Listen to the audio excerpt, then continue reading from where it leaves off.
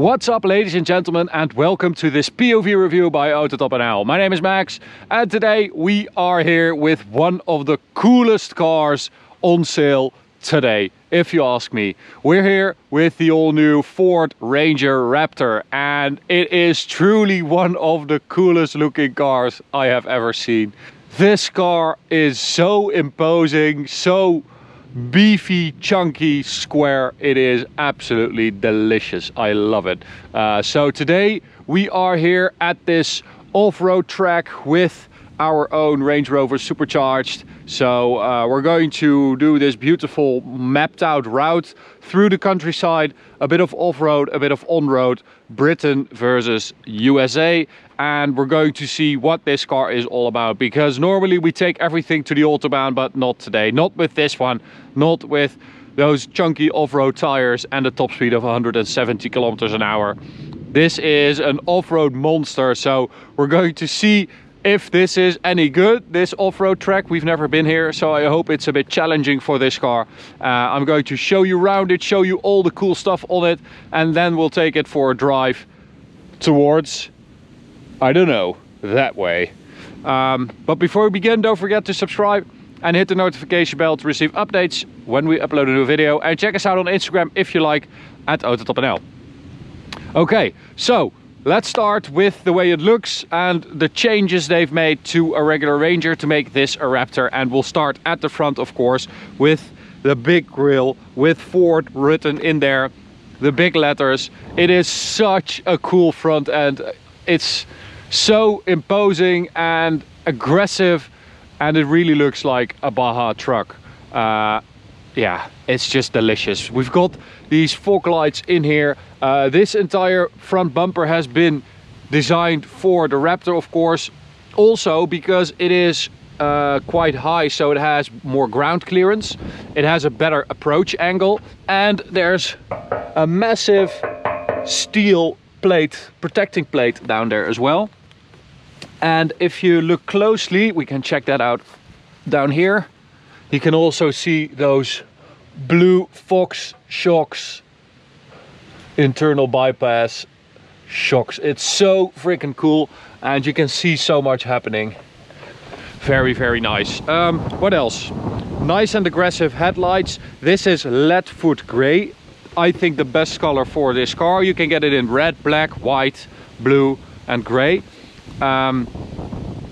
The wide body, of course, we have to address that as well. It is 168 millimeters wider than a regular Ranger, so that's quite a bit, because it has a 150 millimeter wider track. Also, of course, to be able to fit these massive BF Goodrich KO2 off-road tires, Baja Champion written on there as well, 285/17 if I'm not mistaken. And you can see that it's got a proper off-road tread as well. I mean, this is very deep and chunky. Gorgeous wheels as well, I really like them. They have done so much right on this car. It is unbelievable. Some mud flaps as well. This big ass aluminium sideboard, which can really take a beating. That's why it's so sturdy and thick, with some anti-slip paint on there as well. And the Raptor badge. At the rear we've got another Raptor sticker. So in the Netherlands, I think everywhere on the Raptor, the only thing you can order as an option are decals. So I think this is stock, this one, but there are more like Raptor-y stickers you can get for this car if you want. So we've got some cows as well. Hey guys, a cat over there. It's really nice out here actually. Anyway, at the rear we've got a Raptor badge, a Ranger badge, and well, we'll open this as well. So you've got this massive trunk, and of course this, how does that work? Like that, so you can open it. And they put this kind of stuff in because in the Netherlands this car will be mostly used as like a commercial van for like a builder or a carpenter. So we'll close that again.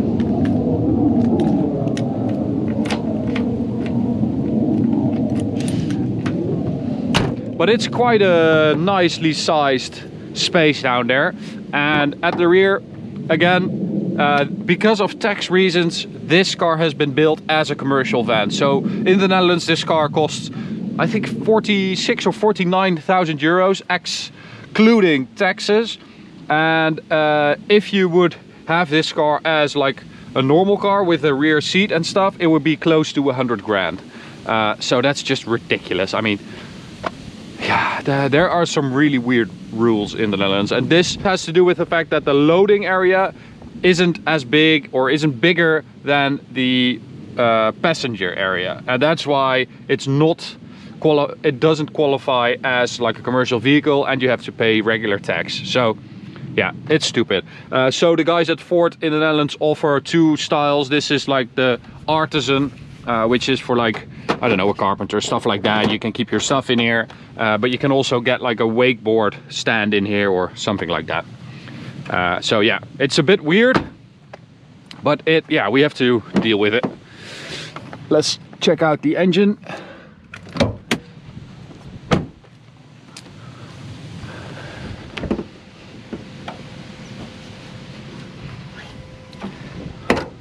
So, right there, we've got a 2-liter bi-turbo 4-cylinder diesel engine with 213 horsepower and 500 Newton meters of torque. Now, I said earlier that Ford did so much right on this car. I'm not sure they did this right.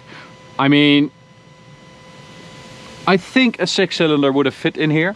Maybe the new 3-liter V6 EcoBoost, maybe even the 3.5-liter. Maybe just down tune it to like 300 horsepower or something like that. That would have been freaking awesome. This engine, on the road at least, I haven't driven it off-road, but on the road at least, it's a bit disappointing sometimes. It can feel a bit like a van. And yeah, that's not great. It's not very refined, and yeah, it feels like a van engine. Let's just be honest. But we're going to drive it off-road now, and I have a feeling that that 500 Newton meters of diesel torque will be really nice. 10.5 seconds to 100 kilometers an hour.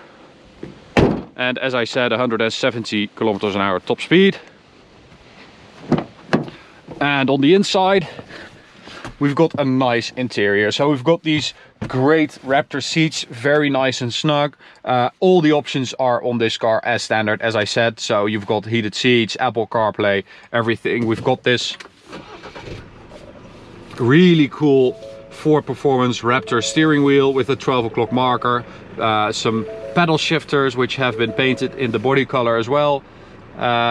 You've got your 2, 4 and 4 low here, your 2-wheel drive, 4-wheel drive, 4-wheel drive low, your diff lock, hill descent control, and traction control. And in here you have the modes. So you have normal, sport, grass, gravel, snow, rocks, Baja, and mud and sand. So you have all these different driving modes, and it adjusts quite a lot actually. So it adjusts the ESP, ABS, differential, gearbox, engine, throttle mapping.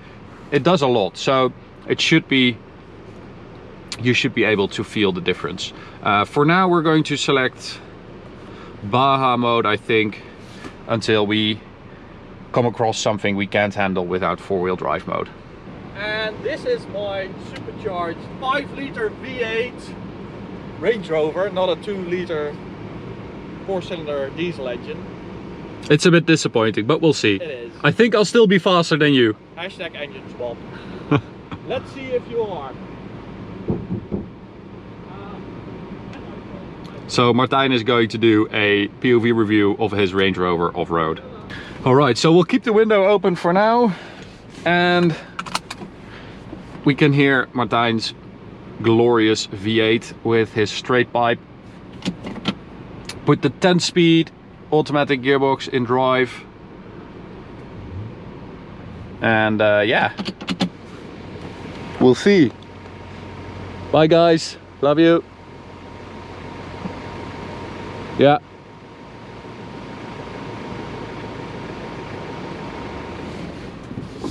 Here we go.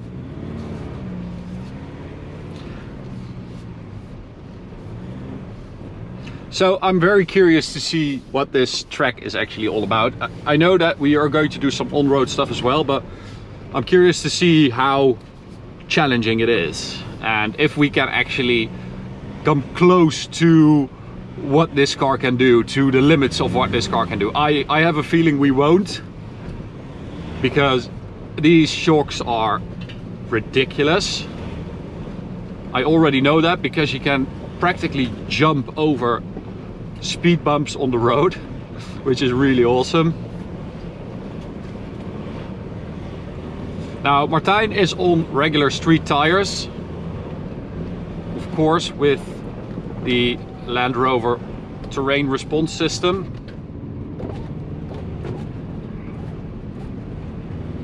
But you know, this is easy for this car. Warming up.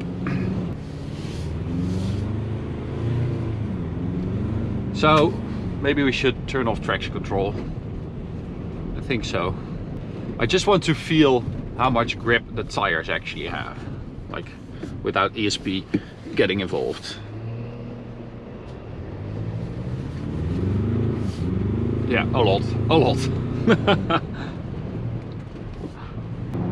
So on the road, let's put it in sport mode, okay? So automatic for the gearbox, full throttle, 213 horsepower. It's not a fast car, of course. It sounds really rough, but the handling actually on the road is not bad because of those really good Fox shocks. It's not like woolly or all over the place, so you still have a bit of body control, and as I said, you can just fly over these speed bumps. I mean, you really don't have to brake for them. The tires at higher speeds, at like highway speeds, like 130, 140, 150 kilometers an hour, you do feel them starting to shake around a little bit, but it's not bad actually. Okay, so back to Baja mode. Ah, someone's opened their exhaust. Finally. Oh, that sounds so dirty.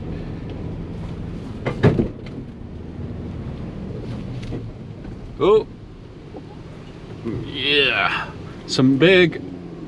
Woo.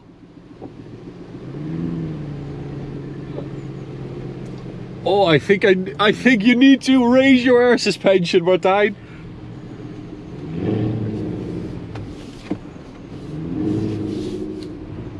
Okay, but this car is really coping well. So the car also has coilovers at the rear with a Watts linkage, which means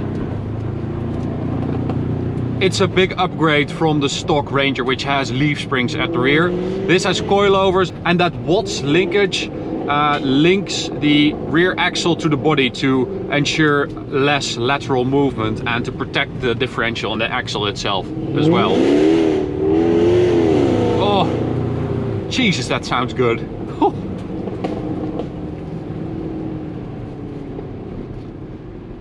I think this might be the only department where the Ranger Raptor disappoints a little bit. I mean, the sound and the engine, it's not very charismatic. You really have to care about the performance of the shocks and the suspension and be impressed by that to be impressed by this car.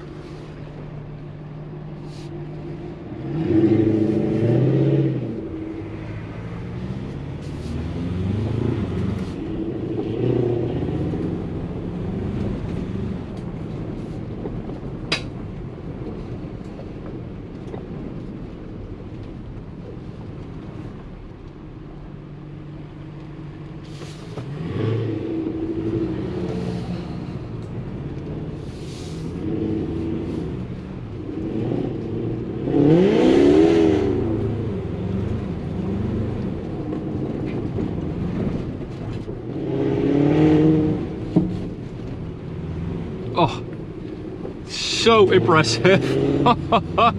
Holy moly.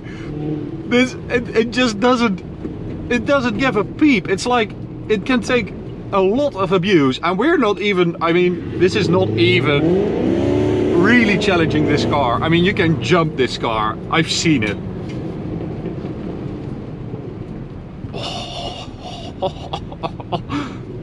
Oh, I love this car so freaking much. I honestly think it's one of the coolest cars you can buy today.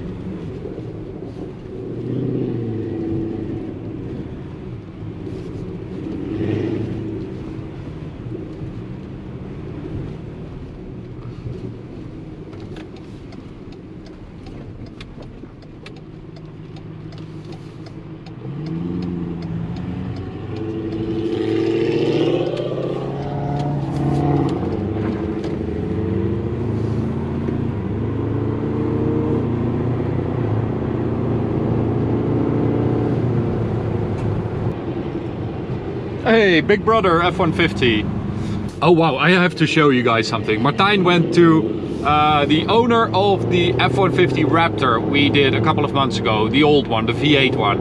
And he bought the new one, the Gen 2, and with the 3.5 liter EcoBoost engine. And Martijn went there with this one, so we put them next to each other. Now, check out this picture of them next to each other. The F-150 and the Ranger. Suddenly the Ranger feels like a freaking hatchback, or it's such a miniature version of the F-150 that when you put them next to each other, it just dwarfs this car, and you see how big the F-150 really is and how aggressive the F-150 Raptor really looks. It's really, really insane. And that's the fun thing about this Ranger, that this is a size that fits European roads and tracks and lanes much better than the F-150. The F-150 is a little bit too big for around here. The Ranger is quite big still, over 5 meters, 30 centimeters long. It has a bigger footprint than a Mercedes S-Class, for instance. But it's still manageable, and of course you get a rear view camera and stuff like that, so that also makes it a bit more manageable. Oh, these people hate Martijn so much with his exhaust. You can see them looking at him like, what the hell are you doing?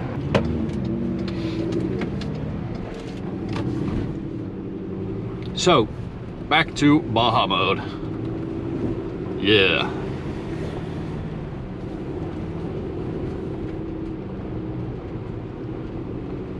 Baja Mode, for you guys who don't know, Baja is this like crazy race in the Californian peninsula with like desert and dunes and jumps and crazy stuff. That's what this mode is inspired by. So basically really, really high speed stuff on like sand, and sliding it around and being cool and stuff like that.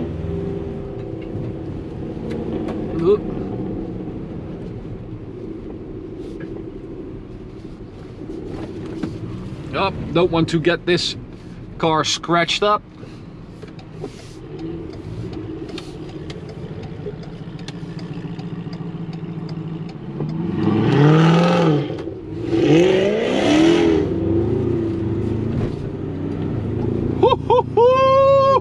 Oh my god. Oh, this is so much fun. Oh, I love this so much. Why? I don't know why we don't do this stuff more often. It's so much fun. And something really funny I thought of is that this like off-roady stuff and these fog shocks and stuff, a lot of people will say, yeah, but I mean, what's the point, you know? When I'm never going to take this off-road, or I hardly will take this car off-road or whatever. But you can say the same for like supercars, because yes, it will be difficult to take this car to the limits of its ability with those incredible shocks and this crazy setup and this ladder frame chassis, and everything is focused on off-roading. But I mean, how often are you going to take your supercar to the limit? I mean, unless you live in Germany and you have to drive on the autobahn every day, of course. But other than that, you're not going to take it to the limit every day. And the same goes for this car. It's the same feeling you have when you drive it, that this car can do this. It can cope with like crazy terrain. It's the same for like a supercar. Knowing that it can go 320 kilometers an hour is cool, is enough. You don't have to do it every day to make you feel special. So road handling, it is like you would expect with those chunky tires, but the downside of those chunky tires, of these BF Goodriches, is that on the road, especially when it's wet, it will slide around on you. It has surprisingly little grip. Jesus, that thing is loud. It has surprisingly little grip, so if you are a little bit too enthusiastic with the throttle, that rear end will go and you will be sliding through corners. It's very controllable, so it's not really a problem, but you have to be, you know, aware of that. Other than that, it's 3.5, Jesus, it's 3.5 turns lock to lock, so it is quite indirect, but that's also for the off-roading. But I would say that the on-road, off-road, you know, comparison and the on-road, off-road concessions they've made, so obviously this car is more focused on off-roading than on-roading. I would say that it performed well on-road. I mean, you can drive pretty nicely with this car. It's just those tires that are a bit rough sometimes. Other than that, it's absolutely awesome.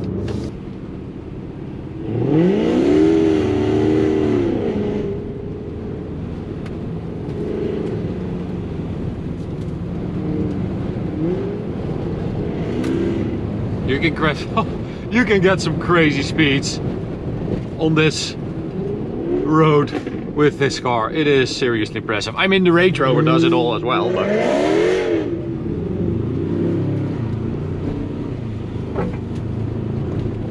oh.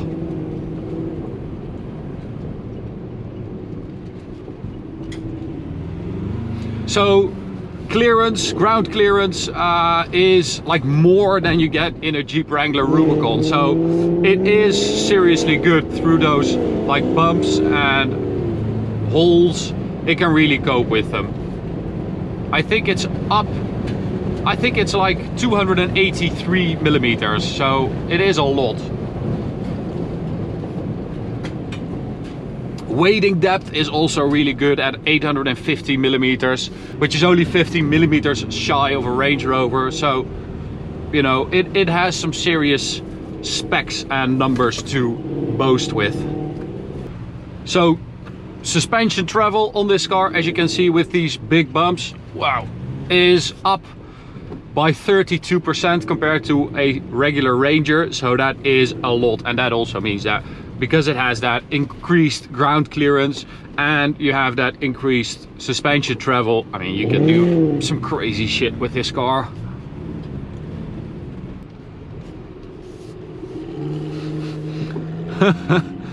Okay, I love this. It's a zone you can drive 60 kilometers an hour in, but it's like a sand road, like a dirt road. You'd never see that here.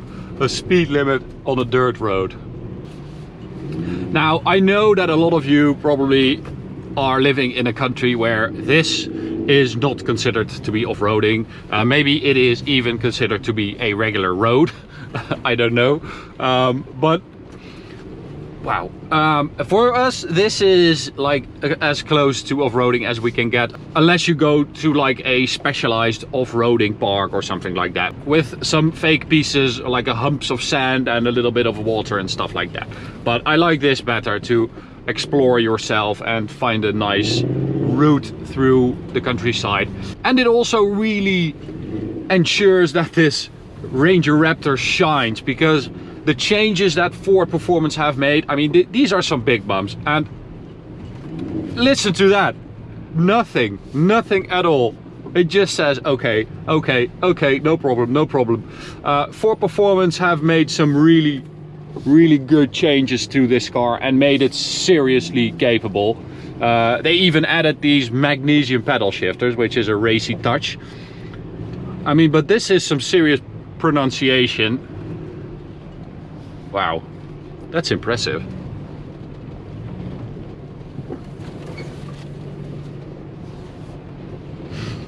Whee!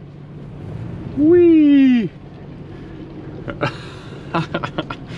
I feel like I'm on like a ride in a theme park. Whee!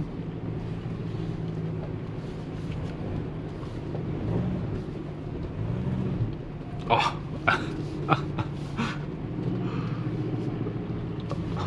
Oh, these are actually pretty deep.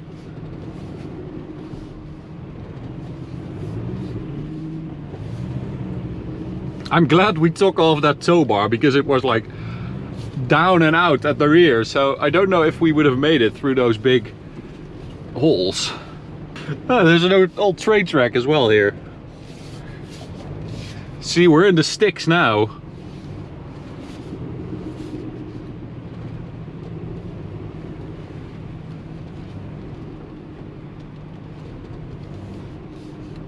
Maybe we should put, nah, it's still okay. I mean, we don't even need four-wheel drive. This is not real off-roading. We are pretending to be off-roading, let's be honest, but it's still a lot of fun.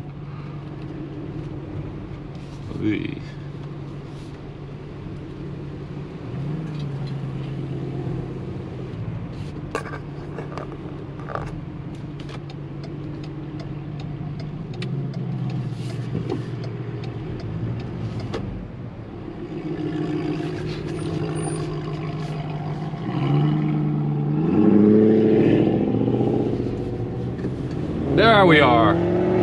Okay, so that was the most serious test until now, and it passed with flying colors, I would say. Not a peep, not a sound, not rubbing or touching anywhere.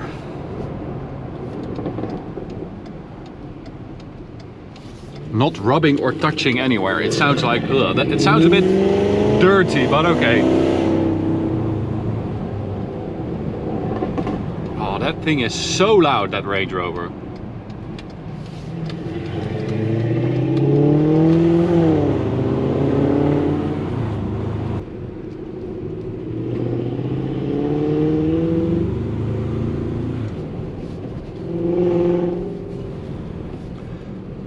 So all in all, I mean, this car is hella impressive. It is so much fun. It is such a cool presence on the road. It looks cool.